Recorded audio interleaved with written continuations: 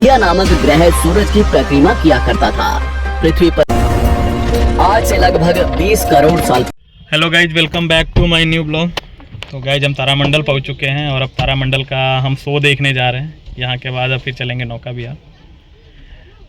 तारामंडल में वैसे तो मोबाइल अलाउ नहीं है, बट अगर पॉसिबल हुआ तो हम आपको कुछ दृश्य दिखाने का ट्राई करेंगे। बट वो अंदर जाने के बाद ही पता चलेगा क्या सिचुएशन रहती है। तो चलिए अंदर चलते हैं, टिकट लेते हैं। टिकट और देखा था कि यहाँ पे झालमुड़ी मिल रही थी। पहले हम झालमुड़ी खाएंगे और फिर अंदर चलते हैं। 1 hour later.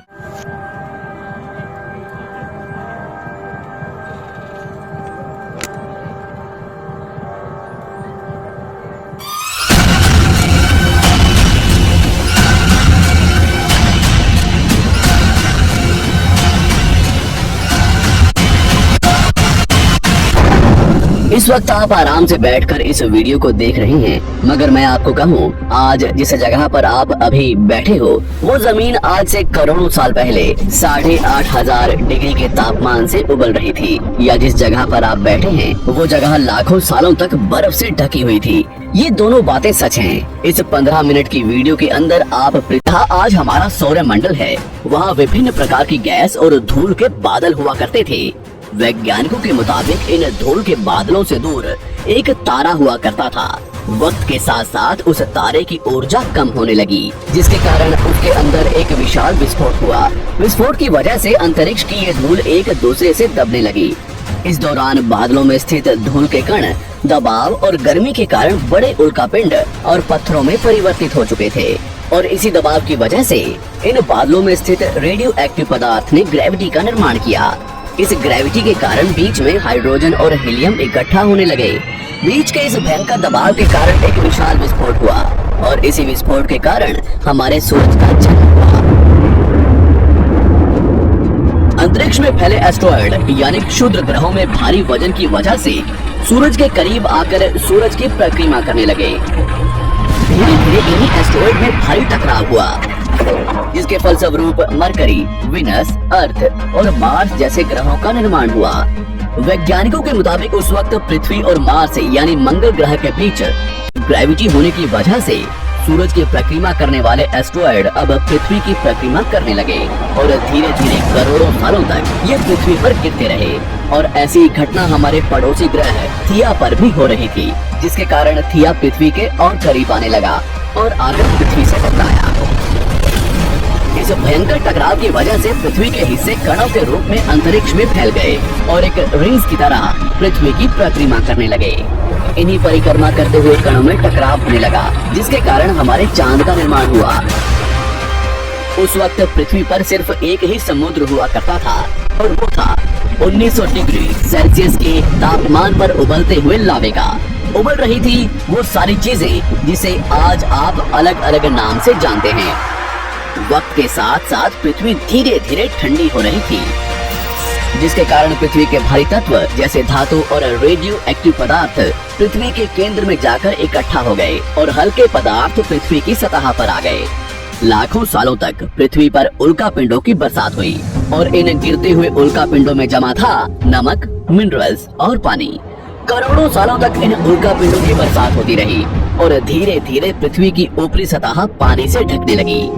वैज्ञानिकों के मुताबिक यही वो वक्त था जब दूर गहरे पानी के अंदर निकलते ज्वालामुखियों से पहली बार सूक्ष्म जीवों का निर्माण हुआ।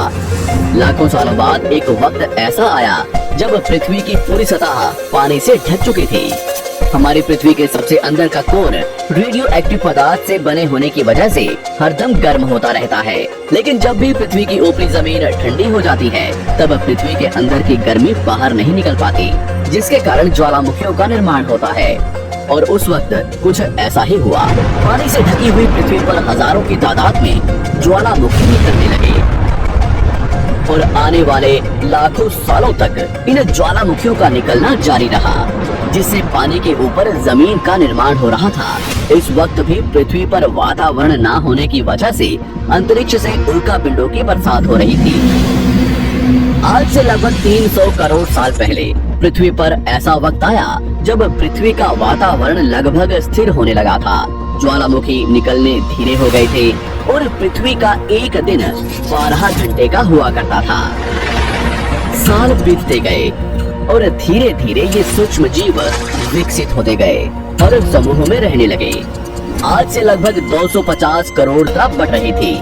वातावरण में ऑक्सीजन बढ़ने की वजह से पृथ्वी का वायुमंडल बनना शुरू हुआ और आने वाले हजारों सालों तक वातावरण में ऑक्सीजन की मात्रा बढ़ती रही, जिसकी वजह से पृथ्वी के ज्यादातर हिस्सों में ये सूक्ष्म जीव फैल गए। हजारों सालों बाद एक वक्त ऐसा आया जब पृथ्वी में ज्यादा ऑक्सीजन बढ़ने के कारण ये सूक्ष्म जीव मरने शुरू हो गए। उस वक्त तक पृथ्वी का वातावरण ठंडा होने के साथ साथ ऑक्सीजन से भी भर चुका था, जिसके कारण जमीन और वातावरण में स्थित आयरन यानी लोहे के मिनरल्स पानी में स्थित ऑक्सीजन से रिएक्ट होने लगे। और एक वक्त ऐसा आया जब पृथ्वी की जमीन आज के मार्स के जैसे लाल हो चुकी थी। वक्त बीतने के साथ साथ धरती की टेक्टोनिक प्लेट्स में दरार होने लगी, जिसके कारण पृथ्वी के अंदर का लावा जमीन की तरह कई लाखों सालों तक खुला उबलता रहा। और यही वो कारण था जिसके कारण पृथ्वी के वातावरण में कार्बन डाइऑक्साइड की मात्रा बहुत बढ़ गई और पृथ्वी पर एसिड की वर्षा शुरू हो गई। एसिड रेन की वजह से पृथ्वी का तापमान घटने लगा और तापमान इतना घटा कि पृथ्वी के ऊपर स्थित पानी बर्फ में परिवर्तित होने लगा। पृथ्वी पर पहली बार भयंकर आइस एज आया। इस वक्त पूरी पृथ्वी सफेद बर्फ से ढक चुकी थी। आमतौर पर जब धरती पर सूरज की किरणें गिरती हैं, तब जमीन उन किरणों को सोख लेती है, मगर क्योंकि पूरी पृथ्वी बर्फ से ढक चुकी थी और क्योंकि बर्फ सफेद और चमकीली होती है, जिसके कारण सूरज की किरणें धरती पर गिरने के बाद वापस चली जाती थी। इसी कारण से पृथ्वी कई लाखों सालों तक बर्फ से ढकी रही, मगर फिर से पृथ्वी के अंदर स्थित गर्मी ज्वालामुखी के रूप में निकलना शुरू हो गई और इन ज्वालामुखियों से निकलने वाली गर्मी ने बर्फ को पिघलाना शुरू कर दिया।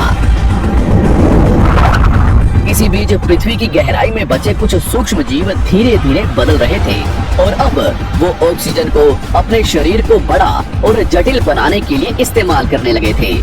इस बीच पानी में अलग से भी छोटे समुद्री पौधे निकलने शुरू हो चुके थे।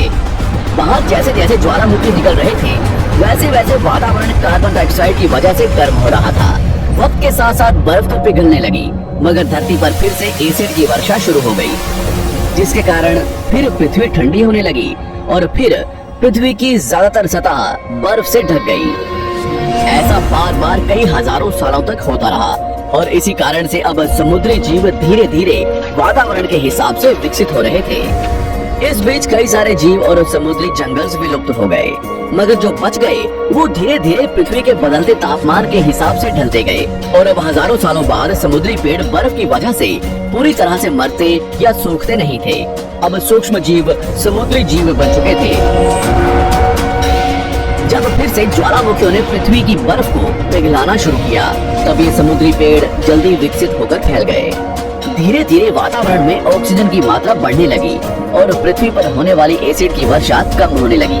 वातावरण में ऑक्सीजन आने की वजह से पृथ्वी की ओजोन लेयर मोटी होने लगी और आज से लगभग 47 करोड़ साल पहले पृथ्वी की ऊपरी सतह पर पहली बार मोसोस नामक प्लांट उगना शुरू हुआ। वक्त के साथ साथ जमीन पर अलग अलग प्रकार के पौधे और पेड़ उगना शुरू हुए। एक वक्त ऐसा आया जब जमीन के पेड़ों की लंबाई लगभग 80 से 100 फीट जितनी या आज की 5 से 6 मंजिला बिल्डिंग जितनी ऊंची हो चुकी थी। ये वो वक्त था जब समुद्री जानवर समुद्र से बाहर निकल रहे थे और जमीनी जानवरों में परिवर्तित हो रहे थे। धरती की ज्यादातर जमीन एक जगह इकट्ठी हो चुकी थी, जिसे आज हम पैंजिया महाद्वीप के नाम से जानते हैं। पृथ्वी का वातावरण और तापमान लगभग स्थिर हो चुका था और अब करीब 21 से 23 घंटे का दिन हुआ करता था। अब समुद्री जीव पानी से बाहर रहने लगे थे और वातावरण के हिसाब से उनके शरीर का रंग रूप बदल रहा था। धीरे धीरे ये जमीनी जानवर डायनासोर्स में परिवर्तित हो गए। जिन डायनासोर्स ने पेड़ पौधे खाने शुरू कर दिए, उनका शरीर लंबा और विशाल रूप से विकसित होने लगा। कुछ डायनासोर्स शिकार किया करते थे, जिसके कारण वे छोटे और तेज होते चले गए।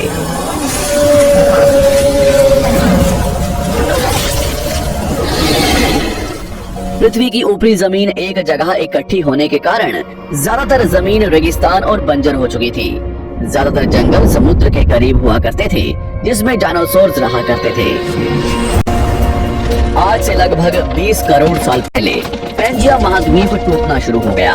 पैंजिया के विभाजित होने की वजह से पृथ्वी की ज्यादातर ऊपरी जमीन पानी के संपर्क में आने लगी, जिसके फलस्वरूप पृथ्वी पर हरियाली बढ़ती गई, जिस वजह से डायनासोर्स और ज्यादा विभिन्न और विशाल होते चले गए।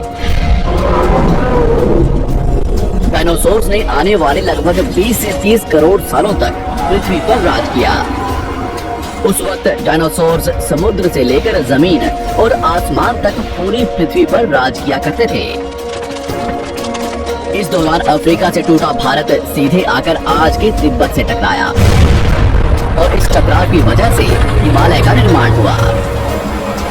आज से लगभग 6.5 करोड़ साल पहले पृथ्वी की तरफ आज के माउंट एवरेस्ट से भी बड़ा लगभग 4.5 लाख करोड़ किलो जितना वजनिया उल्का पिंड लगभग 80,000 किलोमीटर प्रति घंटे की स्पीड से पृथ्वी की तरफ आ रहा था।